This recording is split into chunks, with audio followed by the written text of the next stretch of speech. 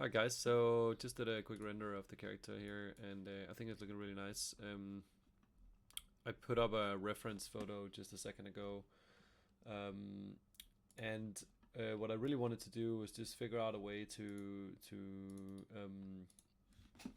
get this lower belly here. So you can see like how the belly of the crab here and the under part of it is just very white and very smooth surface. I don't know if it's got anything to do with the fact that the crab is sort of like crawling across the ocean floor, sand, and that's what's actually making the underlying surface so much smoother. But we're gonna try and replicate that on our own character. And the way we'll do that is by painting a mask in, and then we're gonna deduct that mask from some of our deformation. So the first thing I'm gonna do is just try and go in here, and as we know, we have to assign like this Lambert or Blinn, and we can see like our mask from before. We still need to work with this one, but yeah, we understand that workflow now, so we're just gonna try and build another one. So if I go in here and I say paint, underneath the color sets here, and I'm gonna just create a new one, and I'm gonna say new, and I'm gonna say apply, and I'm gonna take that color set here, and I'm gonna say bottom. Great. So with the bottom selected here, the next thing I want to do is just double click on this paint tool over here, and the next thing I want to do is just flood this with black. Cool. And then what I'll do is I'll increase the size of my brush like quite a lot here, and then I'll just try and see what happens if I just click one time here in the middle somewhere. It's really hard to tell, like with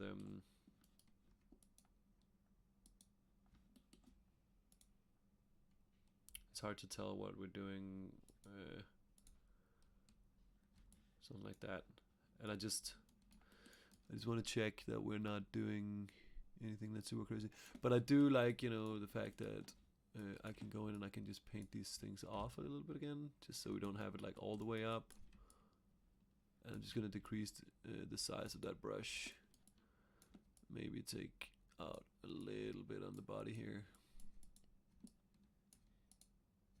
something like that. And I just want to make sure we don't have it on the arm here as well. So yeah, that's pretty cool. Okay, so let's try and see what that looks like without the mask, or without the wireframe on. I guess that's the annoying part. We have to kind of paint with that wireframe. I think this is a pretty good setup. It looks like he's lit from below. That's pretty cool. But it also means, you know, that the bottom here will be oops.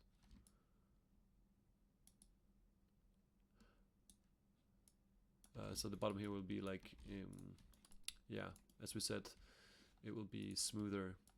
Of course, like the model already is displaying that he's not completely smooth here underneath the arms at least.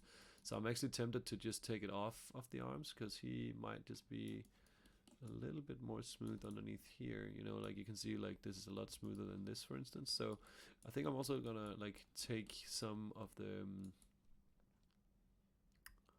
I'm gonna just look at my model a little bit and just see, you know, like where I actually think it would be beneficial. But I think we're just gonna try and do this. Remember that we can always paint on these masks again, and you know, even if we edit them, they are still connected to that node, and the node will react immediately. So it's not a big deal for us to change. One thing that I don't want to do here is just make sure that I don't have any painting on the back here. Oh, let's try and get rid of that.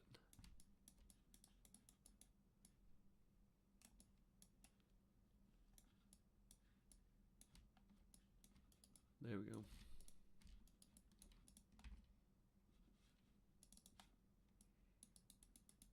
Cool. Alright, so now we have our mask here. And I think what we can do now is we can try and think about this, like how do we want to use it? Because basically, in theory, what we want to do is just make sure that the colors are not being affected here. But this mask is actually white, which normally will allow us to, what do you say, like influence an area, right? And I don't want to influence this area. I actually want to remove this area. So we might have to reverse these values, but we'll look into how we do that. It shouldn't be like a massive problem, but we should just keep that in mind, you know, like. And actually, I think, you know, like overall, like maybe we should just, you know, try and keep these claws clean as well, because I think that would make sense. You know, he spent his time grabbing stuff with these, so I guess they would be like a little bit more clean than the rest of them, since he's constantly sharpening them. Sharpening them. So let's try and do something like that. Okay. So I think we're looking pretty good here. As you can see, I'm not really too worried that it's pretty crude. It's okay. So next up, I'm just gonna hit save so we keep that mask, and then I'm gonna reapply our.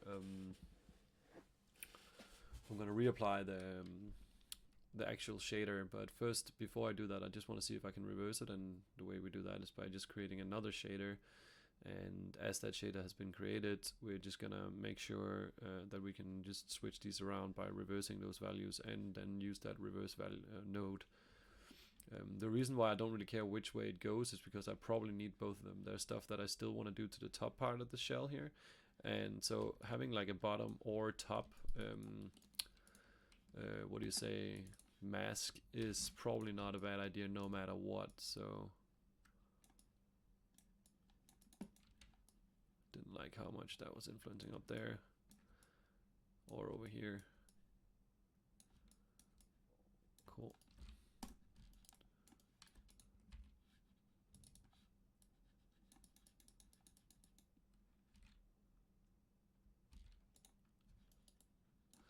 Cool. So there we go. Okay, so I call that the bottom. Great. So the next thing we'll do here is we're just gonna go in and grab that, and I think we used like quite sure we used like a vertex painting somewhere, didn't we? Oh, maybe I just talked about that. Okay, well that's all right. Just gonna take these two shaders up here. I think we have down here maybe. Vertex color. Just gonna take that one, duplicate it, because we already have that. So as always, like I just want to make a shader where I can just see like if this is actually working. And in order for that to happen, I just need to make sure that we take this one and call it bottom. And I'm just gonna take this thing here, and I'm just gonna drop this into the color node here, and I'm gonna apply this test shader, or whatever you want to call it, to this character, and we're just gonna do like a test render and see how that works for us. And then once we've done that, we're gonna try and reverse it and see if that works as well. Oh, we might well. Okay, no mind.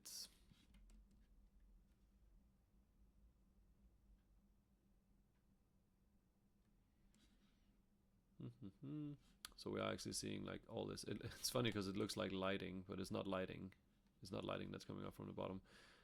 It's literally the texture. So, but keep in mind the reason why you might ask yourself why it's it's light in the bottom and dark up here, and that's basically because I'm using this as it's basically like an alpha, right? So the vertex color is not determining the actual color that's going to be outputted. The actual color that's going to be output is the color of this shader, right? So if we wanted to see what the reverse is like, so now I'm going to try and reverse that, and we'll figure out if we can do it like before or after the triplanar. I think I can just do it after or before actually. So let's try and do like a reverse node here and see what that does. So I'm just going to drag and drop my vertex color onto that, so out color into input, and take the input of that and drop that into the triplanar node. So that's the reverse node, and it basically takes a 1 and makes it into a 0, and makes a 0 into a 1, and takes a 0.5 into a 0.5, take a 0.6 white into a 0.4 black. So it kind of reverses from 0 to 1. And there you go. So that's pretty cool. Like we only have to create one mask to get both of them. So if, yeah, again, like some of these tricks might be new to you, some of them might be old. Overall, I just want to introduce as many nodes as I can. So right now, the next job that we're going to do is that we're going to try and affect our displacement with this reverse node. So let's figure out how to do that. Which means that I don't need this anymore. I can delete that, and now my character's probably green. Yeah, because there's no shader assigned. That's alright. So we're just gonna go in and do that. Assign that material blender. And as you know, like here, we have this multiply and divide that goes into the into this mass here. And you probably guessed it, but this is also where we need to affect our displacement, because we don't want to displace on the bottom, right? I mean, that's basically what we're trying to get out. So I should probably get that in here somewhere. So I'm just gonna think, okay, I have the triplanar, I have the reverse. Basically this is where the two of them are coming together. So yes, you guessed it. Now we can take the multiply and divide. And just basically take these two and multiply and divide them, because this value right here, I'm not going to use the reverse node. Yeah, I could use it actually, because it is black on the bottom, so I want to multiply the values that are here with 0. So I'm going to take this and just take the out color here. Let's do it like that, and take this one and drop that in there. And then we're just going to take the output of this. And again, like, keep in mind that I might need to multiply the value that comes out, because even when I lower these values, they might need more contrast, but we'll see. We'll see. So I'm just going to drag that back here. I'm going to delete this triplanar. I don't need that anymore. And I'm just going to take this and drop that in there instead. So we break this old connection and just establish that with this one. And now we're just going to see if we can actually get that back up here. I'm just going to hit save on this picture. I just want to quickly check, like, if I had a... I think I had this one. We still have the green underneath. So I just want to make sure that have a look, like, if that's still happening.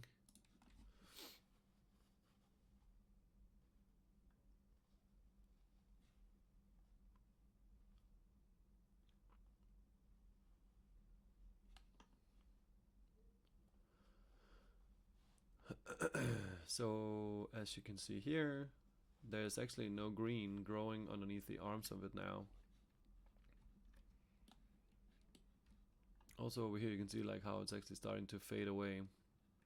So that's a good start. The next thing we should probably try and do, so it actually means that it's working, right? So you can see, like, how it's actually stopping in this area all the way over. So that's there's probably going to be, like, a few areas, but, you know, consider, like, how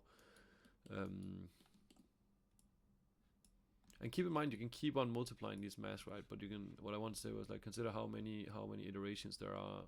It's repeated over this pattern here. So even though we're not seeing it completely obvious, I could try and take a different angle. I don't know, like, if I can actually see it from below. We'll try and check that out.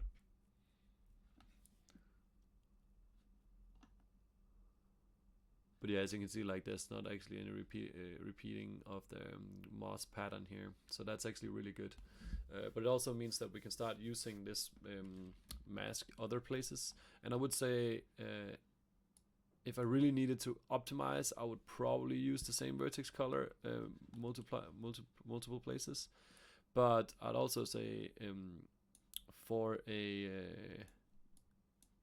character like this, where it's not gonna make a big difference if I have multiple ones of these setups here, I would probably consider just duplicating them around, just so I don't mess up my node tree here, because it can become, like, a bit of a mess if we're not careful with this stuff. So I want to affect, now that I move the mass here, I also want to affect the color that are underneath him, or it, and let's call it him or her. Underneath her, it's fine. So underneath her, and I want to affect the colors. I basically don't really want to multiply any colors on top. I just want to kind of remove some of that redness. And I think if I just because it is the same material, and that's why I don't really want to build a new material. So I'm gonna just have a look here and see if I can actually affect that somehow. And I just gotta think. So what we have here is the actual ground material. So that's the shell material. That's this one. And let's have a look here. So the base color, that's the color layers. The base color is gray. That's all right. So the next thing I'm gonna do now is I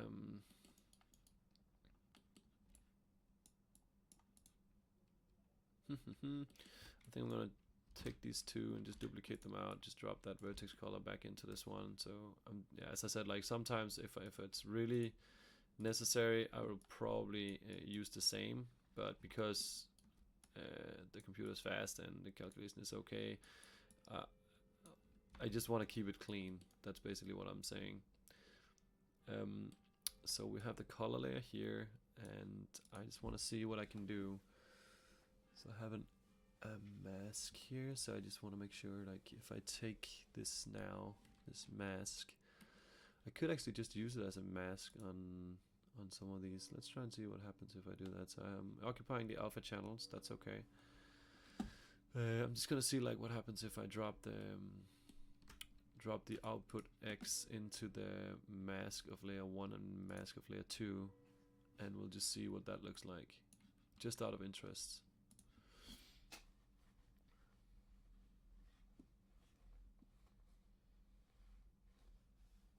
So you can see how it actually removes that color fluently upwards. And the color we're seeing here is probably the gray color, you know, that we're seeing in the bottom. I'm a little bit afraid that if I remove the if I go in and I paint this color here, like this, like kind of bone color, it's probably gonna affect my layer 1 here and how the actual crab is looking. But I think we should also just try and see, out of interest, you know.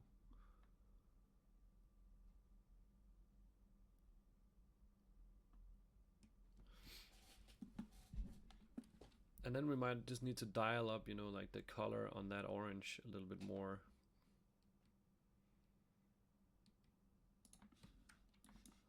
So let's try and see that from the top and just get like a render out of that.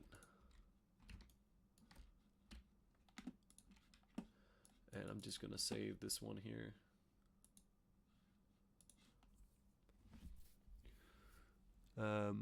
But hopefully you guys are starting to see like what it is that I'm trying to do here.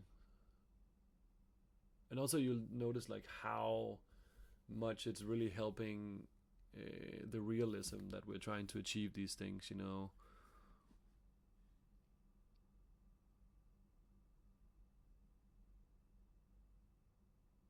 I really like how this is displaying so nicely. I think this is a lot better. I think this is really cool. I think I'm even tempted to just paint this even more. It's fun, like how it was actually like a lot more, you know, red before, but I actually don't mind it so much that it's not. I think it really adds realism that it's kind of this color. If I was gonna hit like, you know, like a perfect color, I would probably find like a reference photo where I would say like this is the one I want, and then I would just go for that color. But right now we're just going with like gut feel and like whatever I personally think is looking good, and I hope that you guys are gonna do the same. I'm just gonna go in quickly and just hit save, and then I'm gonna unhide that floor so we can just see that.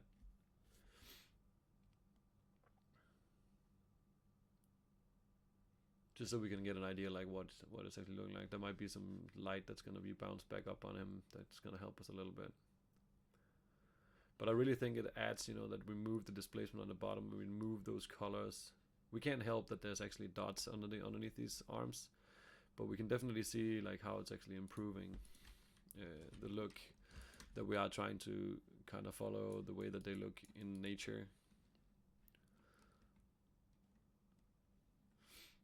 I guess at some point we should consider giving him some eyes, since I guess this is a scan of like of a what do you call it? Not a replica, I want to say, but like yeah, I suppose like a dead crab. Maybe it's here. I'm not even sure like where the eyes are supposed to be actually, but now I'm just guessing. So I'm just gonna do something like that. It looks really evil actually, something like that. And I think like these eyes should probably just be, I think I'm actually gonna just call them eye. I'm gonna combine them There's no point in having them different. Combine that. IceGeo. Delete the history on that. Test. So that's just the shader tester ball, and then we're just gonna take that elbow crab. I'm just gonna call it Geo. Sorry, I just came from like an English or American keyboard, so sometimes they switch around. So we're gonna call this character group. I don't know. We can call it character asset or whatever. You can call it whatever you want. So saving that, and then I'm just gonna make another render.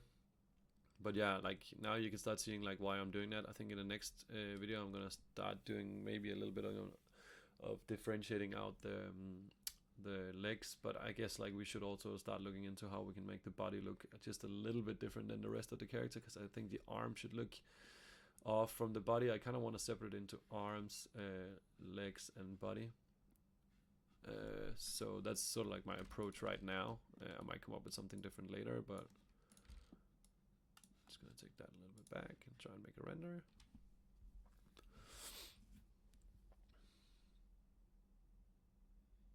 I really think that it looks a lot more realistic, you know, like when they have this white underneath here.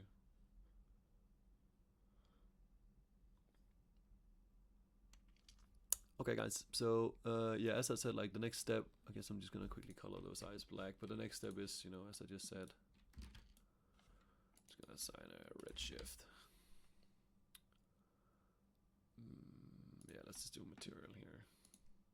I'm not gonna go so much into how to do subsurface scattering after this. I mean, you should be able to kind of get how you should approach that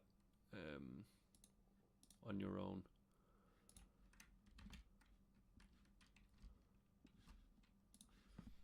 And I don't suppose like you would have like a big or a hard time like figuring out like how that would work.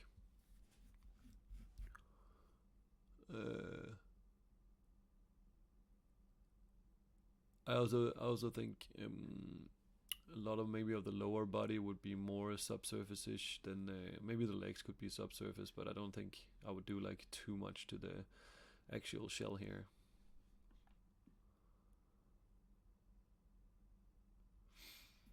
But yeah, so I'll see you guys in the next lecture, and yeah, I think it's starting to look really nice. So this ball is just looking like something like a blob from, I don't know, Walking Dead, but the crab itself is looking, yeah, it's a good render right now. I think it's getting somewhere really nice. I really want to just up the samples a lot right now and just like try and make a full hardcore render of it, but yeah, I'll restrain from doing that because it's just a waste of time until we actually have like our basics in place. So yeah, I'll see you guys in the next lecture.